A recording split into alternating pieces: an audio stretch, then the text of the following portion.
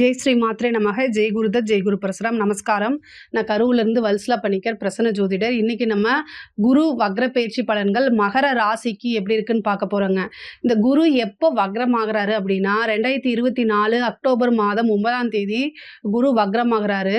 இந்த குரு வந்து வக்ர நிவர்த்தி எப்போ ஆகிறாரு அப்படின்னா 2025 பிப்ரவரி மாதம் 4ஆம் தேதி குரு வந்து வக்ர நிவர்த்தி ஆகிறாரு. கிட்டத்தட்ட ஒரு 4 மந்த்ஸு. இந்த 4 மாதம் வந்து உங்களுக்கு எப்படி இருக்கும் அப்படின்னா, அதாவது குரு வந்து உங்களுக்கு வக்ரமாகிறது ரொம்ப சிறப்பான பலன்கள் தான். இருந்தாலும் உங்களுடைய ஜாதகத்தில் ஏதாவது ஒரு கிரகங்கள் வக்ரமாக இருக்குது அப்படின்னா கூடுதலாக சிறப்பான பலன்களை உங்களுக்கு கிடைக்கும். 12, 3 கூடிய நபர் தான் உங்களுக்கு குரு. அவர் 5ஆம் இடத்துல இருக்கார். அந்த 5ஆம் இடத்துல வக்ரமாகக்கூடிய காலகட்டம் வந்து ரொம்ப சூப்பர் தான் உங்களுக்கு. ஏன்னா 12ஆம் அதிபதி வந்து வக்ரமாகிறது ஒரு நல்ல விஷயங்கள் தான். இந்த 5ஆம் இடத்து சம்மந்தப்பட்ட விஷயங்கள ரொம்ப கவனமாக இருந்துட்டாலே போதுமானது. பொருளாதார ரீதியாக உங்களுக்கு நல்ல இதுதான். வக்ர பார்வையோடு வந்து 11ஆம் இடத்த பார்க்குறாரு. 11ல் வந்து ஏதாவது ஒரு வக்ர கிரகம் இருந்தாலே நல்ல லாபங்கள், நிரந்தரமான வருமானங்கள், ஐஸ்வர்யங்கள் எல்லாமே உங்களுக்கு கிடைக்கும். இப்போ குரு வக்ர பார்வையோடு பார்க்குறதுனால கரெக்டாக இந்த 4 மாதத்தில் நீங்கள் யூட்டிலைஸ் பண்ணிக்கணும். இது வரைக்கும் ஏதாவது ட்ரை பண்ணி ஒரு பிஸ்னஸ் ரீதியாகவோ உத்தியோக ரீதியாகவோ ட்ரை பண்ணி உங்களுக்கு கிடைக்காம இருந்துச்சு அப்படின்னா கண்டிப்பாக இந்த டைம் இந்த ஒரு 4 மாசத்துல நீங்க கூடுதலா முயற்சி போடுங்க. 3ஆம் அதிபதி அப்படின்னாலே குரு தான் உங்களுக்கு. இந்த 3ஆம் அதிபதி அப்படி எதை குறிக்குது அப்படின்னா உங்களுடைய முயற்சி தான். இந்த முயற்சி கொஞ்சம் கடுமையாக இருக்கணும். இயற்கையா மகர ராசி, மகர லக்னக்காரங்கள்லாம் வந்து நிறையா முயற்சிகள் அதிகமாக எடுத்துகிட்டே இருப்பாங்க. பட் ஆனால் நீங்கள் எடுக்கக்கூடிய முயற்சி வந்து ஃபஸ்ட் அட்டம்ப்டில் பலிக்காது. இதை நல்லா ஞாபகம் வச்சுக்கோங்க. இதுக்காக நீங்கள் மனம் தளரக்கூடாது. ஏன்னா உங்களுடைய அதிபதி வந்து சனி. சனிக்கு வந்து எப்போவுமே ஃபஸ்ட் அட்டம்ப்டில் கிடைக்காது. 2, 3 டைம் நீங்கள் எந்த ஒரு புது விஷயம் செஞ்சாலும் அதை வந்து first time, second time, third time இந்த மாதிரி ட்ரை பண்ணுங்கள். ஆனால் உங்களுடைய வெற்றி வந்து மற்றவங்க வெற்றி மாதிரிலாம் இருக்காது. அதாவது அசாதாரணமான வெற்றியாக இருக்கும். உங்களுடைய காலத்துக்கு அப்புறமும் அந்த வெற்றி வந்து இவங்க இப்படி இருந்தாங்க அப்படின்னு பேசப்படும். அந்த மாதிரி சரித்திரத்தில் இடம்பெறக்கூடிய வெற்றி தான் உங்களோட வெற்றி. அதை நல்லா ஞாபகம் வச்சுக்கோங்க. சரித்திரத்தில் இடம்பெற்றவங்க எல்லாமே ஃபஸ்ட்டு விஷயங்களில் அவங்க ஜெயிச்சிருக்க மாட்டாங்க. நீங்கள் நல்லா யோசிச்சு பாருங்கள். அது மாதிரி தான். அதனால் நீங்கள் மனம் தளரக்கூடாது. இந்த வக்ர காலங்களில் ட்ரை பண்ணுங்கள். பொருளாதார ரீதியாக வந்து நீங்களே நம்ப மாட்டீங்க. அந்தளவுக்கு வந்து கிடச்சிரும். அதாவது ஒரு விஷயம் நடக்குது அப்படின்னா அந்த குரு பயிற்சிக்காக நிறைய 5ல் அதிர்ஷ்டமே கிடைக்கலையே அப்படின்னு நீங்கள் வந்து மனசில் நினச்சிட்டு இருந்தால் கூட இந்த காலகட்டங்களில் திடீர்னு கிடச்சிரும். உங்களுக்கு வந்து 9ஆம் இடத்தை பார்க்குது. 9ஆம் இடம் வந்து சகல சௌபாக்கிய ஸ்தானம், அஷ்ட ஐஸ்வர்யம், சம்பத்து, குபேர சம்பத்து இதெல்லாம் குறிக்கக்கூடிய ஸ்தானம் எதுனா 9ஆம் இடம் தான். இந்த 9ஆம் இடத்தை வக்ரத்தோடு பார்க்கும்போது உங்களுக்கு நிறைய நன்மைகள்லாம் நடக்கும். தொழில் மூலிமா நல்ல லாபம் கிடைக்கிறதுக்கு வாய்ப்புகள் இருக்குது. உங்களுடைய இது வந்து அதிர்ஷ்டம் தேடி வர்றது இதெல்லாம் நடக்கும். அதாவது 5ஆம் இடத்துல வந்து குரு வக்ரமாக இருக்க காலகட்டத்தில் நீங்கள் என்ன பண்ணணும்னா குருநாதருடைய ஆசீர்வாதம், இஷ்ட தெய்வம், குலதெய்வ வழிபாடெல்லாம் ரொம்ப பண்ணணும். 5ஆம் இடம் குலதெய்வ வழிபாடு, இஷ்ட தெய்வ வழிபாடை பண்ணுங்க. திடீர்னு ஒரு ஐஸ்வர்யம் கிடைக்கிறதுக்கு வாய்ப்பு இருக்குது.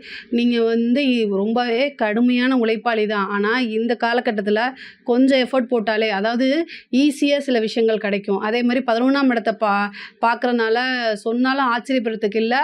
எந்த எஃபர்ட்டுமே பண்ணாமையே உங்களுக்கு ஏதாவது ஒரு விஷயம் தேடி வரத்துக்கு வாய்ப்பு இருக்குது. அதாவது புதையல், லாட்ரி அப்படின்னு சொல்ல முடியாது. அதாவது எஃபர்ட் போடாமல் ஒரு விஷயம் உங்களுக்கு கிடைக்கிறது. அதாவது லாபம் அப்படிங்கிறது வந்து கொஞ்சம் கண் மூடி கண் திறக்கிறதுக்குள்ள உங்களுக்கு வந்துடும்னு வச்சுக்கோங்களேன். அந்தளவுக்கு தான் நீங்கள் பலன் அனுபவிக்க போகிறீங்க. அதை மட்டும் நல்லா ஞாபகம் வச்சுருக்குங்க. உத்திராட நட்சத்திரம் இருக்கு இல்லையா, அவங்களுக்கெல்லாம் இது வந்து அருமையான காலகட்டம்ங்க. ஏன்னா மகர ராசியில் வந்து பார்த்திங்கன்னா இப்போ வரைக்கும் இந்த சனியோடைய தாக்கங்கள் இருந்துகிட்டே இருக்குது. இன்னும் 7.5 சனி முழுசாக நடக்க முடியல அப்படின்னு நினச்சிட்டு இருக்கவங்களுக்கெல்லாம் அந்த சனியோடைய இது வந்து முடிய போகுது. அந்த காலகட்டங்களில் குருவோட பார்வை வந்து ரொம்ப ரொம்ப சிறப்பான விஷயங்கள்லாம் கொடுக்க போகுது.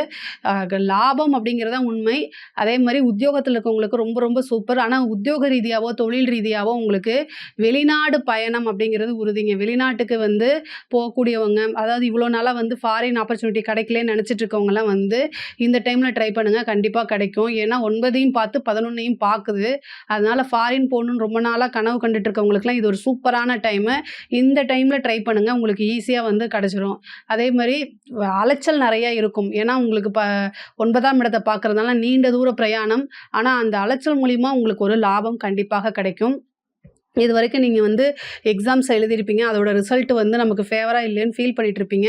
இந்த டைம் வந்து உங்களுக்கு கண்டிப்பா ஃபேவரா இருக்கும். படிக்கக்கூடிய குழந்தைங்களுக்கு வந்து ப நல்ல ஆர்வமா நீங்களா சுயமா எடுத்து படிச்சா மட்டும் தான். இல்ல அப்படின்னா இந்த 3 மாசம், 4 மாச கட்டத்தில வந்து உங்களுக்கு படிப்பு மேல ஆர்வமே இல்லாம போகும்.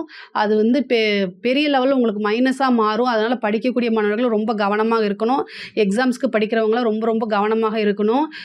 வக்ர காலகட்டம் அப்படிங்கிறது வந்து பிப்ரவரி மாதம் வரைக்கும் இருக்குது. அது இல்லாமல் பப்ளிக் எக்ஸாம்ஸ் எழுதுறவங்கலாம் கோட்டை விட்டுறக்கூடாது. அதனால் ரொம்ப பார்த்துக்கணும். உங்களோட ஹெல்த்தில் தேக ஆரோக்கியத்தில் ரொம்ப ரொம்ப கவனம் எடுத்துக்கணும். பெண்களை பொறுத்த வரைக்கும் இது ரொம்ப சூப்பரான டைமாக இருக்குது. 9ஆம் இடத்தை பார்க்கறதுனால நீங்கள் பேசக்கூடிய அதாவது நபர்கள் கிட்ட வந்து ரொம்ப ஜாக்கிரதையாக இருக்கணும். உங்களோட பேர் வந்து மிஸ்யூஸ் ஆகிறதுக்கு வாய்ப்பு இருக்குது. நீங்கள் ஒரு தப்பே செஞ்சுருக்க மாட்டீங்க. ஆனால் உங்கள் மேலே பழிய போட்டு எஸ்கேப் ஆகிறதுக்குன்னு சில நபர்கள் வருவாங்க. அதனால் பார்த்துருக்கணும். 5ஆம் இடத்துல வக்ரமாக இருக்கும்போது மனசை கஷ்டப்படுத்துறதுக்குன்னு வெளியிலேருந்து ஆள் கிளம்பி வந்துருவாங்க. அவங்கள பார்த்தாலே தூரமா ஓடி போயிரணும். எப்படி தப்பிக்கிறதுன்னு சிந்திச்சு செயல்பட்டுக்கங்க. ஏன்னா வக்ர காலகட்டங்கள்ல பொருளாதாரத்துக்கு நல்லது. ஆனா மனச ரொம்ப கஷ்டப்படுத்தும். ஒரு சிலருக்கு வந்து லவ் பிரேக்கப் ஆகுறதுக்கு வாய்ப்பு இருக்கு. அல்லது வீட்ல வந்து அது தெரிஞ்சு அதனால மன உளைச்சலாகி பிரியறதுக்கு வாய்ப்புகள் அதிகமாக இருக்கு. பெற்றோர்கள் வந்து இதுவரைக்கும் சம்மதிச்சிருந்தா கூட அவங்க டக்குன்னு மாறுறதுக்கு உண்டான வாய்ப்புகள்லாம் இருக்கு. இதுலேருந்து வெளியில வந்து தான் ஆகணும். அதே மாரி குடும்பத்தில வந்து சில பேருக்கு வந்து ஒற்றுமைகள் குறையும். இந்த வக்ர காலகட்டங்கள்ல ரொம்ப அமைதியா ஹேண்டில் பண்ணணும். நீங்க தப்பு செய்யலைனா கூட டக்குன்னு சாரி கேட்டு அந்த இடத்துலேருந்து மூவ் ஆகி போயிருங்க. இல்ல அப்படின்னா அது ஒரு பெரிய சண்டையா மாறிரும். முக்கியமா ஹெல்த் சம்மந்தப்பட்ட விஷயங்கள்ல ரொம்ப ரொம்ப கவனம் தேவை. இல்ல அப்படின்னா ஏதாவது ஒரு மருத்துவ செலவு, விரயங்கள் இதெல்லாம் வரதுக்கு வாய்ப்புகள் இருக்கு. பூர்வீக சொத்துக்கள் வந்து இதுவரைக்கும் பிரச்சனைகளா இருந்துச்சுன்னா, உங்களுக்கு உண்டான ஷேர்ஸ்லாம் வரதுக்கு வாய்ப்புகள் அதிகமாக இருக்குங்க. இந்த டைம்ல வந்து ஆல்ரெடி நீங்க கேட்டிருப்பீங்க, அது முடியாதுன்னு சொல்லியிருப்பாங்க. இந்த டைம்ல அத ட்ரை பண்ணுங்க. ஏன்னா பூர்வீக சொத்துக்கள்லாம் வந்து 5ஆம் இடத்துல இருந்துட்டு 9ஆம் இடத்த பாக்குது.